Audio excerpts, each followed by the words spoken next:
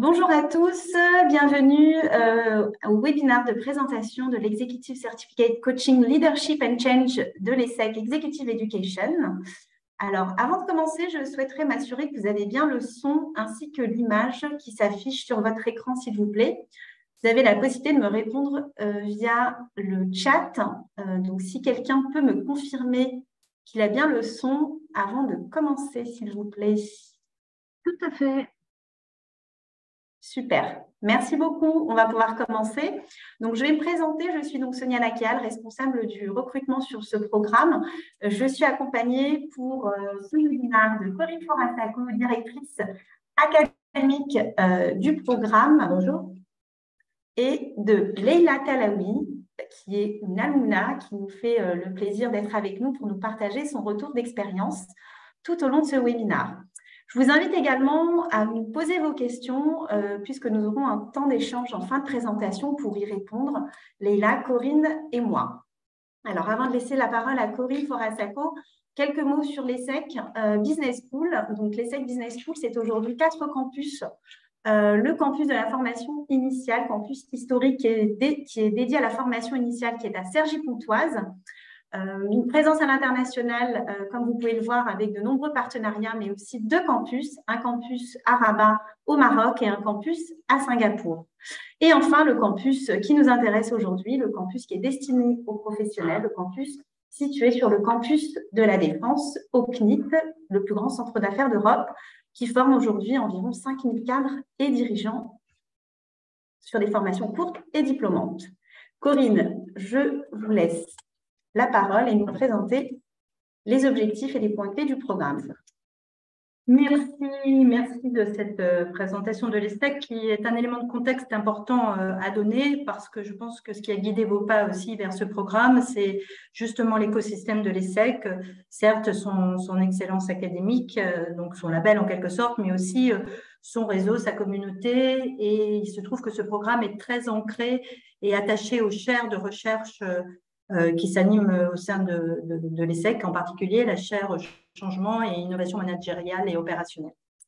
Donc, je suis ravie d'être avec vous pour partager sur ce programme. Et avant d'entrer plus concrètement dans les objectifs, je voudrais faire un peu une big picture et vous évoquer véritablement ce qui est notre intention et nos convictions à travers ce programme de coaching, qui est bien évidemment de répondre aux besoins exprimés largement par les collaborateurs aujourd'hui, d'avoir des accompagnements, des formations, de la personnalisation pour leur développement de leurs compétences, ce qui nécessite des personnes qui soient en capacité de le faire.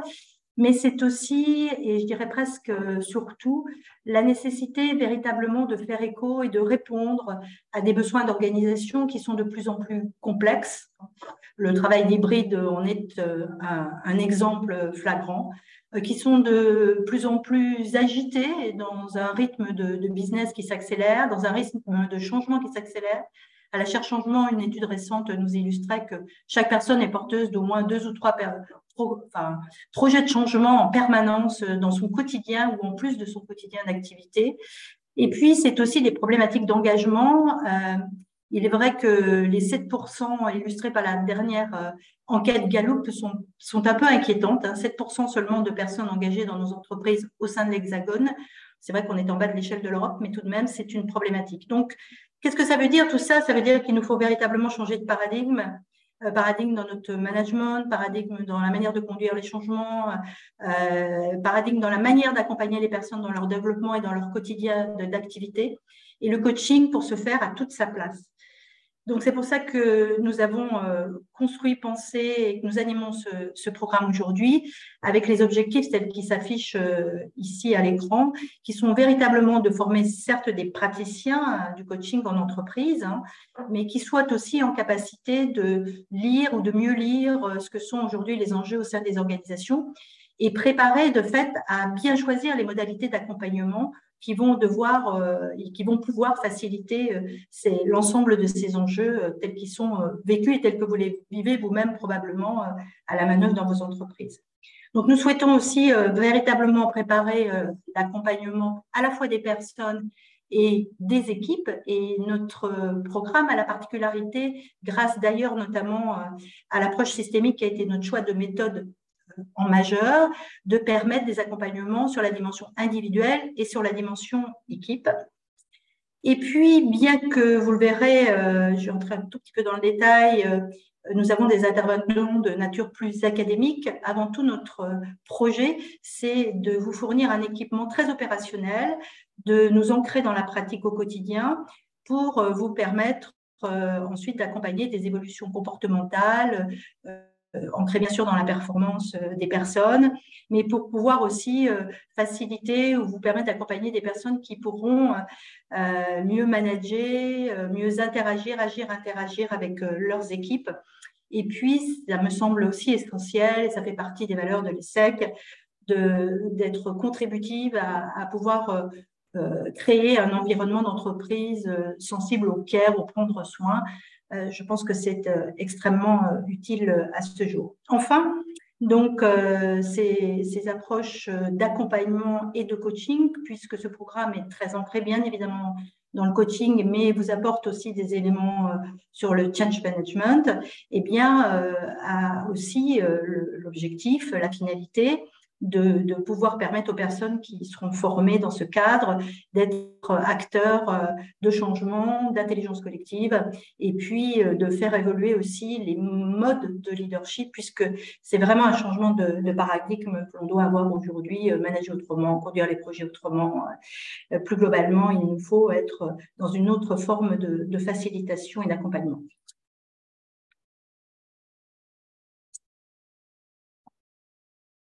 Donc, de fait, consécutivement à ces objectifs, nous avons la chance de pouvoir avoir une cible et un public très diversifié, à la fois de futurs coachs, des personnes qui demain feront du coaching leur quotidien d'activité, des personnes qui au sein de l'entreprise, dans la fonction RH ou dans le développement des dirigeants, se veulent demain meilleurs prescripteurs et voire peut-être après-demain même coach, des accompagnants et des pilotes des transformations, qu'ils soient à l'intérieur ou à l'extérieur de l'entreprise, tous les personnes qui sont déjà dans le change management, des consultants, qui ont peut-être consultants en interne ou en externe, des coachs, des personnes qui sont déjà dans le coaching, mais qui ont besoin de ce step back pour regarder peut-être autrement les problématiques, les challenges aujourd'hui des organisations et mieux les adresser par leur pratique du coaching et qui souhaiteront peut-être s'aguerrir à cette méthode extrêmement performative qui est le coaching systémique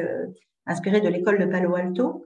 Et puis enfin aussi des dirigeants opérationnels qui veulent faire évoluer leur leadership vers plus d'inclusion et vers une meilleure capacité de piloter des changements. Je vous rappelle pour mémoire qu'il y a à peu près 50% des projets de changement qui échouent du fait ou qui n'atteignent pas leurs ambitions du fait du facteur humain. Donc, ce qui signifie en fait que ce programme est pensé avec une progression pédagogique et avec une variété de contenus. Alors, je commencerai par cette progression pédagogique. Donc, et nous avons un programme en 3 temps, une valse en 3 temps qu'on vous propose. Donc, un premier temps que l'on a intitulé Learner, qui vise à acquérir les fondamentaux, les essentiels du coaching, avec au cœur cette méthode systémique ancrée sur un meilleur décotage et une facilitation sur tout ce qui est interaction. Un second, entre guillemets, niveau, que l'on a intitulé Master. L'idée, c'est véritablement ici de pratiquer, d'ancrer effectivement les acquis en mettant en écho à ces acquis des problématiques telles que celles que je vous ai déjà évoquées, des problématiques de qualité de vie au travail, des problématiques de développement des compétences, des problématiques certes quotidiennes, mais d'évolution du leadership, mais que l'on n'imagine pas forcément accompagné par du coaching. Et un troisième niveau, Advance, là, vous serez prêt à l'issue de cette troisième étape à vous lancer dans le grand bain et à accompagner effectivement des personnes. Il s'agit de professionnaliser votre pratique et d'évoquer des situations qui vont être un peu plus touchy. Donc, on va parler de toutes les questions de management sensible, notamment de la problématique des dirigeants, qui sont tout de même une population plus spécifique. Et donc, toutes ces questions qui ont du sens à venir en un temps suivant dans l'évolution de ce programme et dans la chronologie de ce programme. Donc, je ne vais pas vous lire, rassurez-vous, l'intégralité de cette slide, juste pour vous illustrer non seulement la reprise des 3 temps, mais le fait que nous avons, si je reprends ces ambitions, ces convictions et aussi ces objectifs et la cible que nous avons, vous avez à la fois des intervenants académiques qui, de manière spécifique, actualisée, parfois même originale, vont pouvoir vous faire réfléchir sur les questions de complexité et d'incertitude, vous parlez changement, vous parlez leadership, échanger et partager avec vous des approches originales comme la Preceptive Inquiry, vous parlez des situations individuelles ou collectives qui peuvent avoir une sensibilité, qu'on aille des situations de bien-être au travail jusqu'à des problématiques de plan social qui parfois génèrent, et c'est normal, quelques émotions. Et puis, nous serons sur une dynamique positive, bien évidemment aussi, dans tout ce que peut nous apporter l'innovation managériale. Donc, d'une part, des académiques, entre guillemets, hein, on ne parle pas de personnes en chair, mais des personnes qui sont beaucoup dans l'interactivité, dans la pratique elles aussi, mais qui ont cette force et cette qualité, de par leur recherche, de par leurs interventions au quotidien, de pouvoir éclairer peut-être différemment des sujets auxquels vous êtes confrontés, nul doute, au quotidien. Par ailleurs, vraiment une méthode fil rouge, et ça c'est important, qui va vous permettre d'ancrer au moins une approche. Vous aurez d'autres petites fenêtres ouvertes sur d'autres approches, mais vous serez équipé de l'approche systémique, qui est donc une manière de mieux travailler avec les interactions au sein des organisations. Et une organisation, ce sont des interactions au quotidien, en permanence, hein, à commencer avec soi-même d'ailleurs, mais aussi avec son équipe, avec plus globalement l'organisation. Donc, notre méthode fil rouge que nous vous mettons en main, et qui va même se concrétiser jusqu'à un coaching école, c'est effectivement la méthode systémique inspirée de l'école de Palo Alto. Et par ailleurs, les journées sont denses et intenses, et donc vous aurez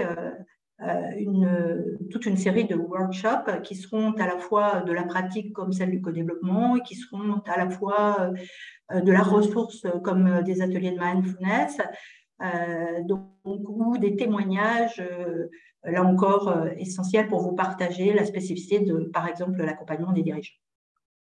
Donc, ce qui fait que ce programme, en fait, représente dans ses participants une grande diversité. Et d'ailleurs, Leïla, qui va peut-être profiter pour nous parler quelques instants d'elle, a une grande diversité de participants. Alors, on sait bien dans les écoles de gestion que la moyenne ne veut rien dire. Donc, quand on voit expérience professionnelle de 18 ans, ne rebroussez pas chemin si vous n'avez que 10 ans d'expérience.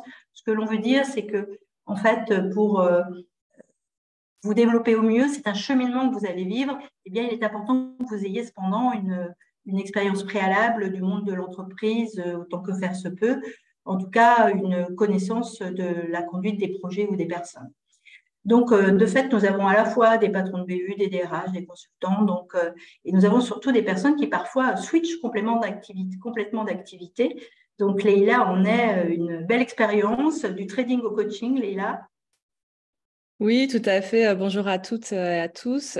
Oui, moi, quand j'ai postulé à l'ESSEC, effectivement, j'avais 12 ans à peu près d'expérience en finance de marché à la Société Générale, ingénieur quantitatif puis trading. Et en fait, j'étais passée ensuite manager d'équipe d'analyse de risque. Très rapidement, on m'a propulsée un petit peu sur des fonctions managériales de plusieurs équipes, alors que je n'avais pas forcément d'expérience là-dessus. Ça s'est plutôt bien passé puisque ce sont des métiers très techniques. Donc, j'ai beaucoup joué là-dessus. Et par ailleurs, comme l'a laissé entendre Corinne, j'ai une expérience parallèle en fait qui n'a rien à voir. Je fais beaucoup de choses qui est dans l'artistique. Je suis chorégraphe. Donc, j'ai mis un petit peu en pratique mon management artistique de compagnie de danse dans le cadre de la finance. Et je me suis dit, mais est-ce que je fais bien, je ne fais pas bien? Et vers 2018, effectivement, il était beaucoup question de ces mots-clés qu'a évoqué Corinne, la posture, le leadership, le change. Nous, en interne, on parlait beaucoup de la différence entre manager-coach, manager-leader. Donc, ce sont des questionnements qui se posaient de manière assez fréquente. J'avais aussi des équipes à gérer à l'étranger sur différentes fonctions.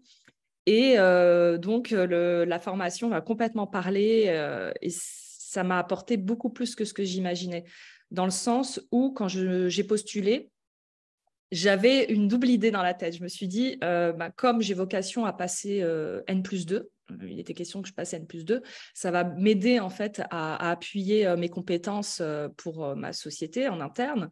Mais j'avais peut-être un pressentiment du Covid, je ne sais pas. Je me suis dit, et si j'arrête la finance demain, puisque c'est vrai que ça faisait, j'ai fait 15 ans de carrière finalement, qu'est-ce que je ferais après? Et l'humain, ces métiers où on a une approche systémique, hein, comme le disait Corinne dans son quotidien, je l'avais moins abordé étant très scientifique. Et voilà, tu parlais aussi de plan social. J'ai profité d'un plan social finalement en 2021, pardon, pour me reconvertir dans l'exécutif coaching, mais à ma sauce. Voilà, ça a été un peu la révélation à l'ESSEC. Il y a eu la formation qui a été révélatrice pour moi, qui m'a donné beaucoup confiance. Et il y a eu aussi les personnes dans la formation, beaucoup de RH, de dirigeants avec qui je suis encore en contact aujourd'hui et avec qui j'ai pu échanger pleinement, sans complexe, sur mes différentes activités, ce qu'on appelle du slashing. Et ce sont mes collègues, c'est Corinne qui m'a beaucoup poussée en disant « Mais attends, tu as de la chance d'avoir cette activité double d'artiste, de danseuse, de tradeuse. Il faut en faire quelque chose. » Et c'est vrai que l'ESSEC, à la fois la formation et l'environnement, m'a permis de me révéler et de me spécialiser dans l'accompagnement des personnes ayant ce profil-là par ailleurs. Donc, une reconversion effectivement inattendue. Qui n'empêche pas de suivre également dans des contextes un peu plus, on va dire, corporate, des managers, des dirigeants, dans de l'accompagnement. Mais j'ai eu cette liberté, je trouve, via la formation, d'écrire ma propre manière d'accompagner les gens et aussi avec le sujet de la diversité dans lequel je suis très impliquée, qui est très présent à l'ESSEC. Voilà un petit peu pour mon parcours. Donc, concrètement, j'ai créé une entreprise qui s'appelle YouSlash, qui est spécialisée en coaching et en accompagnement de personnes qui slashent, qui ont plusieurs activités et qui sont très présentes dans le corporate. Merci beaucoup, Leïla. On reviendra sur le slashing parce qu'en fait, tu avais posé les bases de ce sujet dans le mémoire de pratique professionnelle que tu as réalisé pendant la formation, en fait. Exactement. Donc, cette formation dont vous a donné quelques insights et sur lesquels vient de témoigner, pour mettre un peu de chair, Leïla, donc, elle est caractérisée en fait par quatre grands piliers, donc qui permettent à la fois de vous aguerrir à la méthodologie en termes de coaching, de le pratiquer effectivement, d'aussi acquérir un certain nombre de fondamentaux, voire une boîte à outils en change management. Et puis aussi, et ça nous semble assez spécifique, donc vous apportez des clés de lecture sur ces enjeux auxquels sont confrontées aujourd'hui les organisations. Et il est vrai que quand un professeur comme le professeur Laurent Bibard vous parle de la complexité à la fois avec sa casquette de docteur en gestion et docteur en philosophie, nous pouvons parier en fait que c'est une manière un petit peu différente dont vous avez l'habitude d'entendre peut-être parler de ces questions d'incertitude et de complexité. Donc, c'est véritablement un cheminement en matière d'acquisition de pratiques, de méthodes et d'outils en coaching et en changement que nous vous proposons, en fait.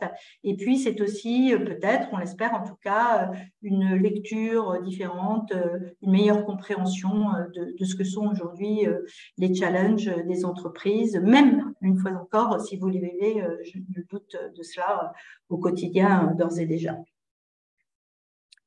Donc, sans tout vous citer ce que l'on considère être un petit peu les éléments marquants, voire différenciants de notre programme, c'est qu'il vous permet à la fois d'être challengé par le corps professoral de l'ESSEC, avec toute la valeur académique qu'elle comporte. C'est d'acquérir en majeur, une fois encore, une méthode de coaching, c'est-à-dire lorsque vous sortez de cette formation, vous n'avez pas butiné à travers X outils et méthodes, mais vous êtes véritablement aguerri à une approche qui vous permet de vous lancer dans le grand bain. Jusqu'à d'ailleurs, nous vous confions en fin de parcours une personne à accompagner, un mandat donc de coaching avec un vrai client, avec une vraie problématique. Et je vous rassure, tout se passe toujours très bien, d'autant plus que, bien évidemment, cette expérience est supervisée. Donc, vous avez un mandat de coaching et une supervision collective dans ce cadre. Donc, la particularité aussi de ce programme, c'est d'aller sourcer auprès des chaires qui sont nos chaires de proximité avec nos sujets. Je vous en ai déjà parlé, change, innovation managériale et complexité. Les intervenants ont une vraie mixité culturelle et dont des profils internationaux. Et puis, ces composantes, en fait, qui sont à la fois de la pratique des ateliers, des séminaires, tout cela dans l'écosystème de l'ESSEC, ce qui vous permet d'envisager ensuite de continuer à vous animer au sein de notre communauté et de bénéficier d'un certain nombre d'événements.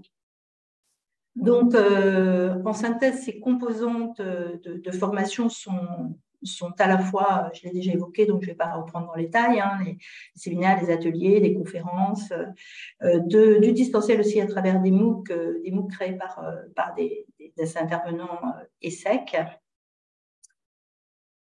Et avant de peut-être passer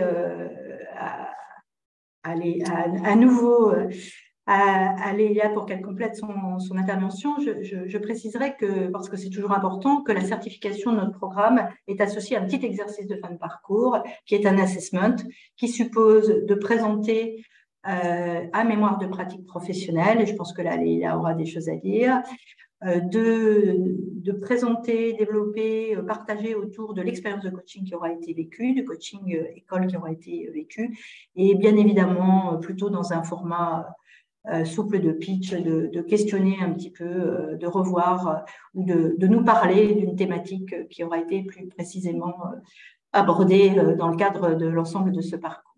Alors, le mémoire de pratique professionnelle, ce n'est pas un exercice super académique, c'est quelque chose qui vise à justement suivre votre cheminement et peut-être accompagner votre projet. Lila. Exactement, moi, le titre de mon mémoire était « Comment coacher les slashers ». Donc, c'était assez inédit. J'en ai profité du coup pour vraiment creuser ce sujet qui me tenait à cœur. C'était une première, je crois, d'aborder ce sujet. Et du coup, j'ai pu vraiment faire une étude de terrain. J'ai vraiment pu amener la forme que je souhaitais, enfin plutôt le fond, pardon. La forme, il y avait pas mal d'allers-retours, notamment avec Corinne, pour pouvoir vraiment être accompagnée. Et donc, j'ai pu commencer déjà à coacher des personnes sur cette thématique qui me tenait à cœur. Donc, effectivement, on rédige un mémoire. Hein, ça peut faire un petit peu bizarre quand on retourne un petit peu en études, mais c'était très appréciable parce qu'on a une autre lecture finalement de ce qu'est un mémoire dans ce cadre-là. C'est à la fois du pratique, du théorique et je dirais de l'innovation. On peut vraiment en profiter pour étudier une thématique, finalement, dans le cadre professionnel qu'on n'a jamais le temps d'aborder. Et pourquoi pas sortir du cadre un peu corporate comme le mien, par exemple, dans lequel j'étais, où il y avait moins de levier de liberté. Par ailleurs, concernant le programme aussi, ce que je voulais préciser, c'est ce qui était appréciable, c'est qu'il y avait vraiment un mélange entre théorique, pratique, qui était très bien équilibré. Je me souviens aussi qu'il y avait des interventions un peu out of the box, où je me suis beaucoup reconnue. Et dans ce cadre-là, les exercices pratiques avec le groupe, notamment sur des vrais exercices de coaching et aussi sur le terrain. Donc, je ne vais pas citer la personne que j'ai coachée, mais c'était quelqu'un qui faisait partie d'une grande boîte du CAC 40. Donc, c'était un peu intimidant, mais c'est là qu'on se dit, waouh, on est vraiment dans du concret, on applique ce qu'on a appris, parce que c'est vrai qu'il peut y avoir beaucoup d'informations où on se demande comment on va faire dans les exercices pratiques. Et finalement, c'était très appréciable parce que c'est très encadré. Je me souviens de cette expérience incroyable. Je me suis dit, mais j'ai coaché quelqu'un. Finalement, on apprend à le faire bien avant la fin de la formation. Et c'est ça aussi qui est intéressant dans cette approche. Voilà, du coup, pour ma partie. Et ce mémoire, finalement, reste une base assez solide de mon travail actuel parce que j'ai pu interviewer aussi des personnes, j'ai pu faire la rencontre de la grande experte du slashing en France, qui est Marielle Barbe, avec qui je travaille actuellement. Donc, ça a été vraiment un levier. Et ce mémoire sur lequel je travaillais, j'utilise comme carte de visite aussi également, sans parler effectivement de ce qu'a évoqué Corinne sur le fait qu'en tant qu'alumna, je sois encore dans les boucles. Donc moi, je suis de la promo 2018-2019. J'étais juste avant le Covid, hein, n'est-ce pas? Et on est toujours impliqué voilà, dans des événements, dans des séminaires qu'on peut suivre. Donc, c'est très appréciable parce qu'on peut suivre également l'évolution de ce qui se passe à l'ESSEC. Merci Leïla. Merci beaucoup. Alors, il nous reste quelques minutes, donc n'hésitez pas à poser vos questions via le chat. Je vais, moi, vous présenter quelques éléments qui sont liés au processus de candidature. Donc, alors, voilà, vous avez les éléments qui s'affichent ici sur la slide. Donc, je suis votre point d'entrée si vous êtes intéressé pour aller plus loin. Dans un premier temps, si vous avez des questions complémentaires sur le webinaire que vous venez de suivre, sur le programme, avec Corinne, ce que l'on souhaite, c'est vraiment vous accompagner avant même peut-être de vous lancer dans un processus de candidature en validant vraiment le projet professionnel. Donc, peut-être que vous avez d'autres questions sur les profils et autres, mais vous l'avez bien compris, je pense, que nous cherchons une diversité de profils. Donc, c'est un programme qui, finalement, peut s'adresser à tous à partir du moment où le projet professionnel va être vraiment en lien avec la formation, le contexte, etc. Donc, on est là vraiment pour vous écouter, vous accompagner. Vient la deuxième étape, une fois que vous avez validé ce point avec moi et rencontré Corinne, c'est l'accompagnement sur le financement. Comment on finance ce type de formation? Vous avez ici différents dispositifs qui existent. Je ne vais pas rentrer dans le détail, mais sachez qu'on va vous aider et vous expliquer tout ce qui peut être mobilisé avec votre entreprise. Donc, vous voyez qu'ici, le plan de développement des compétences, quelque chose qui peut être mis en place par l'entreprise. Ça peut être aussi financé par le budget de l'entreprise et ça peut également être pris en charge par le CPF, le compte personnel de formation. Si vous n'êtes pas accompagné par votre entreprise, il existe d'autres dispositifs. Le CPF, aujourd'hui, c'est quelque chose que vous pouvez mobiliser à titre personnel sans l'entreprise et c'est confidentiel. Pour cela, on vous explique aussi le fonctionnement. L'ESSEC va également vous accompagner en termes de remise pour les personnes qui seraient sur un financement personnel. Une remise vous est proposée et un échéancier possible. Un prêt bancaire à taux zéro. Alors, le prêt bancaire à taux zéro, qu'est-ce que c'est ? Finalement, on va prendre en charge les taux d'intérêt qui sont liés à votre prêt. On va vous mettre en relation avec nos partenaires bancaires ou vous allez voir votre banque tout simplement.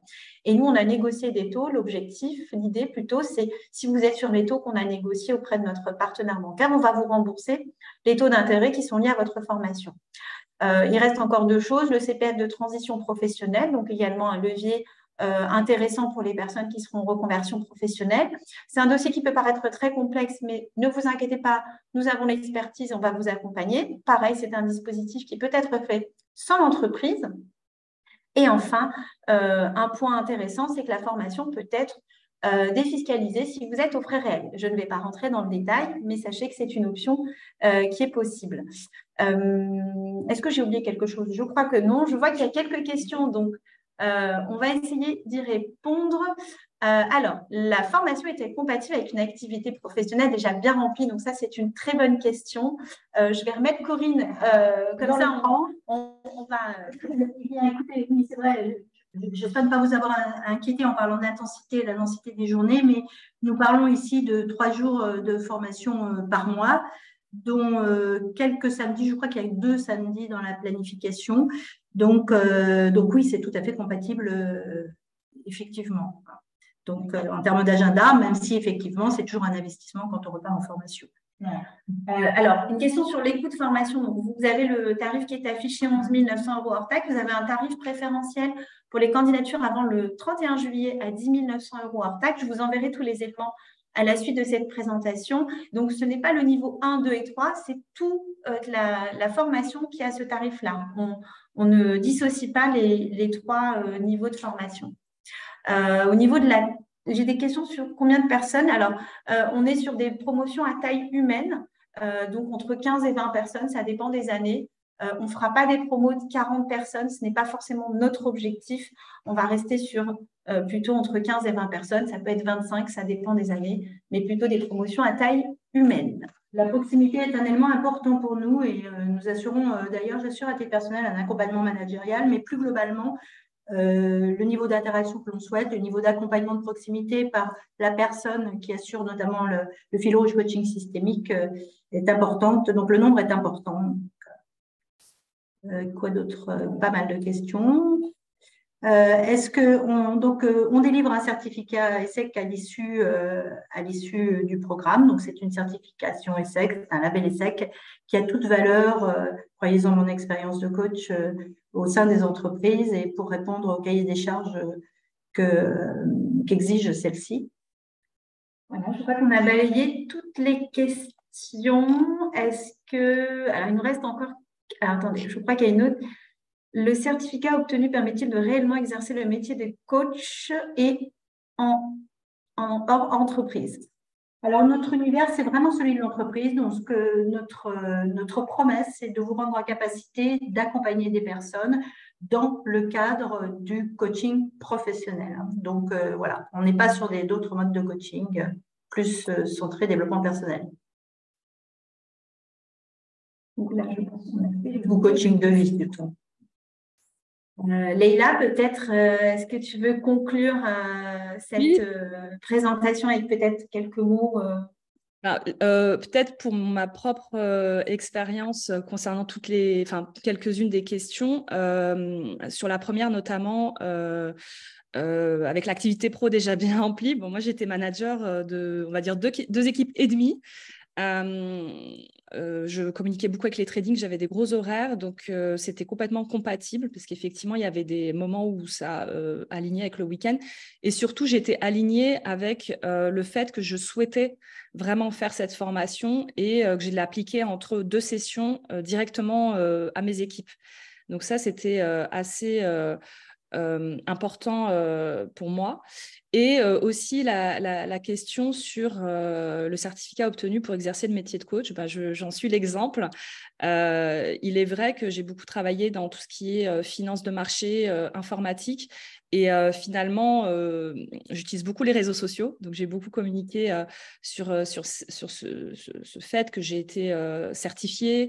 J'ai créé ma marque et du coup, je joue beaucoup, je le dis sans complexe, je joue beaucoup sur l'image de marque de l'ESSEC. J'ai vu beaucoup de coachs qui sont intervenus dans ma propre entreprise auparavant et je me posais toujours cette question de légitimité. Voilà, moi, j'ai vraiment apprécié cette formation. J'ai trouvé qu'elle était de qualité et ça a été un gage de professionnalisme auprès de mes clients. Donc oui, on peut exercer ensuite en tant que coach professionnel et je me nomme d'ailleurs executive coach, quelque chose dont je n'avais pas forcément saisi l'ampleur avant la formation à l'ESSEC et qui est très importante pour moi. Donc, en tout cas, je recommande fortement la formation. Aussi, ce que je tenais à dire, c'est que j'ai gardé contact avec les autres personnes de la promo, avec Corinne aussi, on échange fréquemment et on se voit encore. On a aussi, pour certains, travaillé ensemble, échanger des compétences. Et ça aussi, c'est une force, finalement, c'est le groupe, parce qu'effectivement, c'est un groupe à échelle humaine et on fait beaucoup d'exercices pratiques en demi-groupe ou même à 5 personnes. Et ça, c'était très appréciable. Voilà, donc...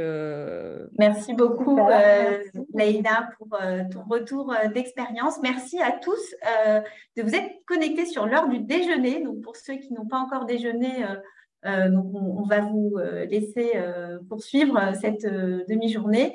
Merci, Corinne. Et puis, je vous dis à bientôt. Je vais vous envoyer quelques éléments complémentaires à la suite de cette présentation. Je vois qu'il y a une dernière question. Bah, c'était un remerciement, donc merci. En tout cas, merci Leïla et j'espère à très bientôt à l'ESSEC. J'espère vous revoir bientôt. Très bonne journée. Merci. Au revoir. À bientôt.